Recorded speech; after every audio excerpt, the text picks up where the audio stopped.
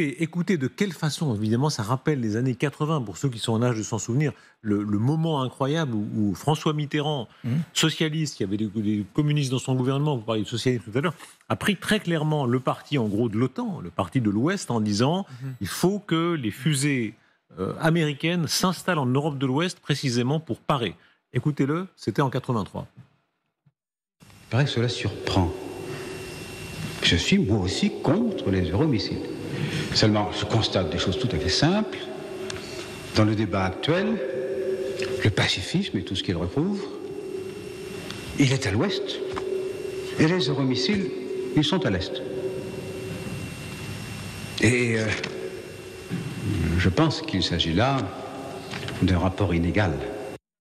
Madame Pécastin, ce moment-là, ça a été un moment très important dans la fin de la guerre froide. Et on a l'impression qu'on revit ça.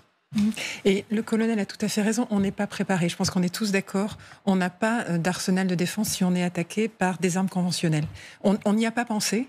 Et les Russes ont toujours mis du temps, les Soviétiques à l'époque, à entrer dans la guerre. Ils ont toujours des débuts catastrophiques. En 1914, c'était catastrophique. Les débuts de la Deuxième Guerre mondiale, c'était catastrophique.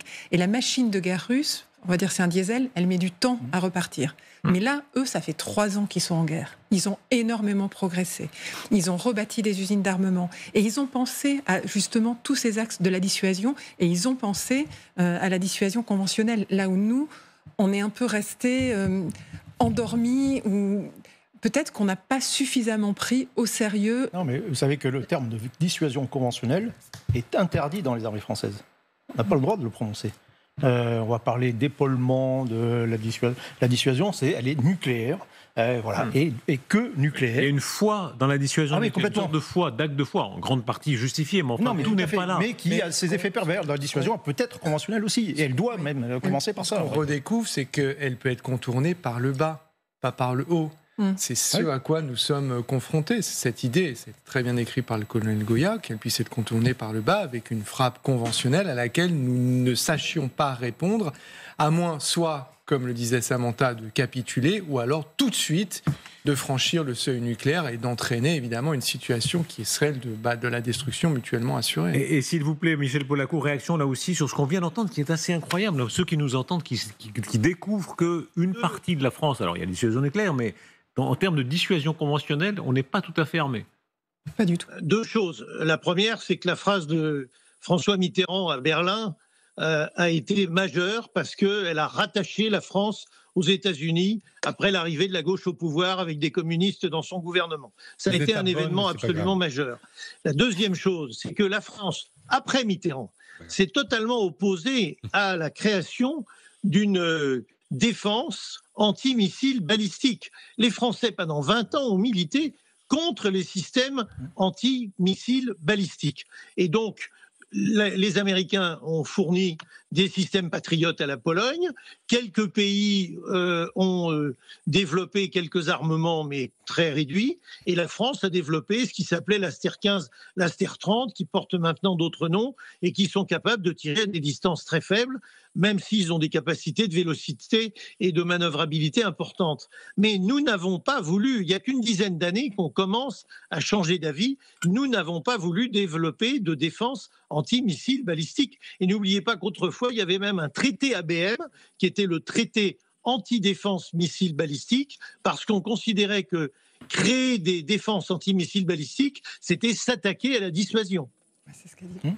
Merci beaucoup. La grande peur que ça crée, vous dites, évidemment, ces missiles ne peuvent pas tomber comme ça simplement de l'autre côté de la frontière. Les lois de la balistique l'empêchent, mais évidemment, ils ont vu s'approcher toutes sortes de missiles, les Iskander, etc.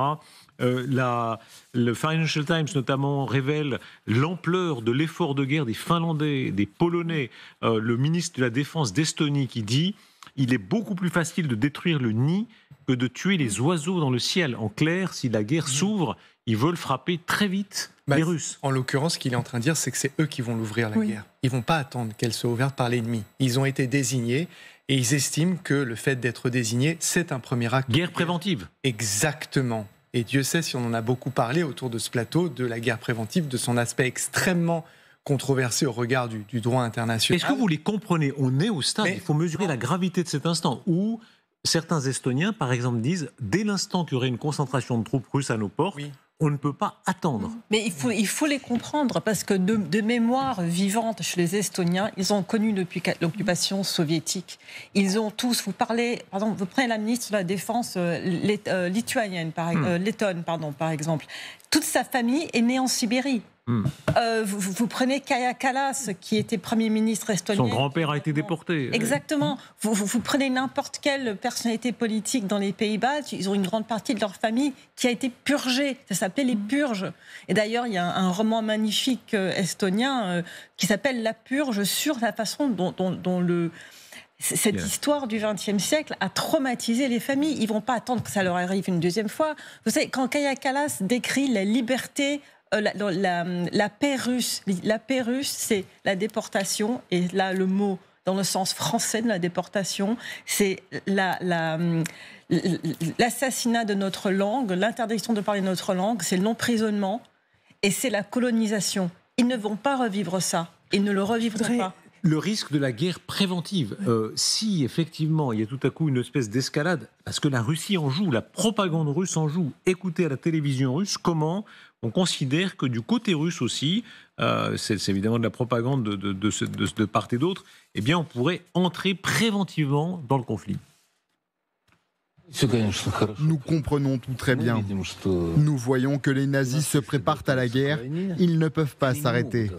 L'Europe est vouée à la guerre avec la Russie, et tant que nous ne la frapperons pas de manière préventive, elle ne s'arrêtera pas.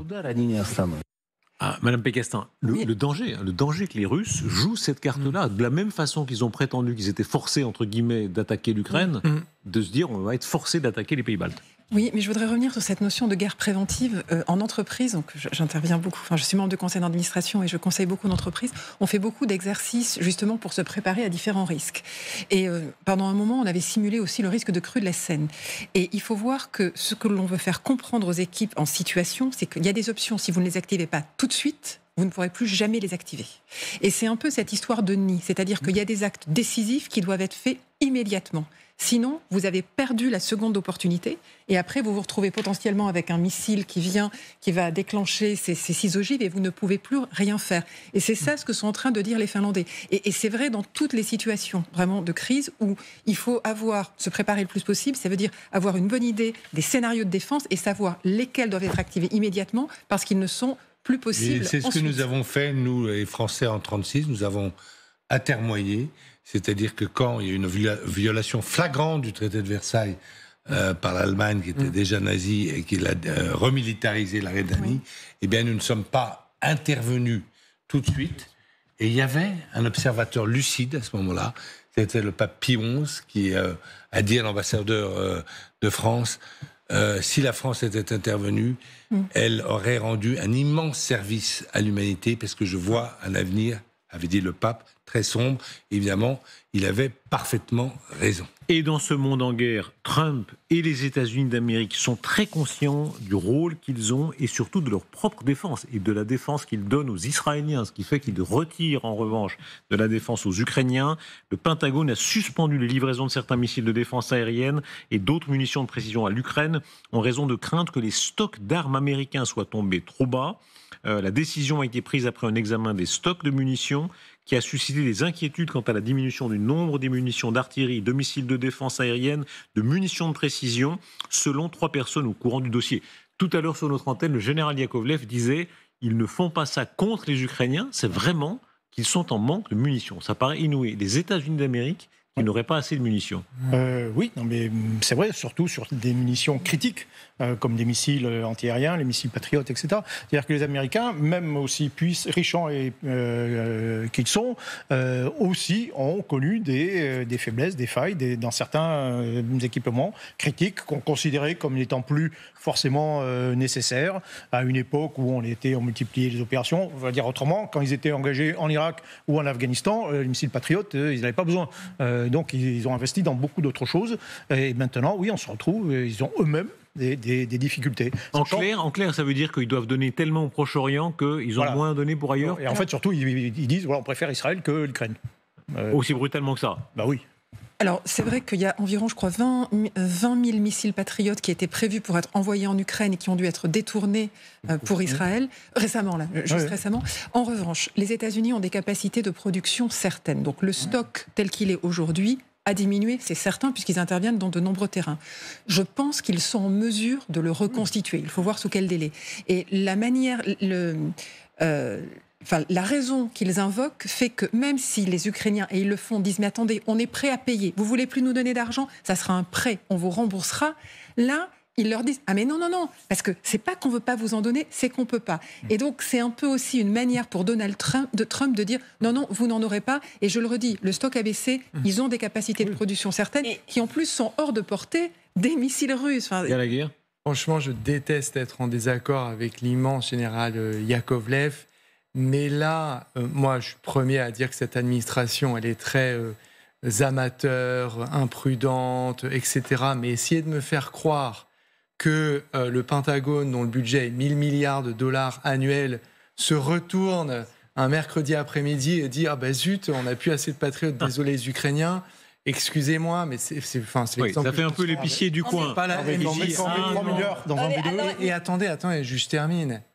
Vous avez regardé la liste. C'est les missiles Hellfire. Regardons la liste. Obus de 155 mm, missile HIMARS, missile Hellfire, le missile Patriot, missile Sparrow. Non, les obus de 155, les Américains, tout d'un coup, n'en auraient plus assez pour les Ukrainiens. C'est un message qui est extrêmement politique. On est dans une séquence avec Vladimir Poutine. Vous avez vu la réponse de Peskov, ce qu'il dit, Dimitri Peskov, à partir du moment où vous cessez de donner les armes, là, on va se rapprocher de la solution. Alors, il n'explique pas exactement ce que c'est la solution, mais ça va dans ce sens-là. Et franchement, les Ukrainiens, qui sont quand même bien au courant, on l'a beaucoup dit sur ce plateau, les Ukrainiens savent plus ou moins ce qu'il y a dans les entrepôts, ont quand même été pris de court par cette annonce qui est extrêmement politique.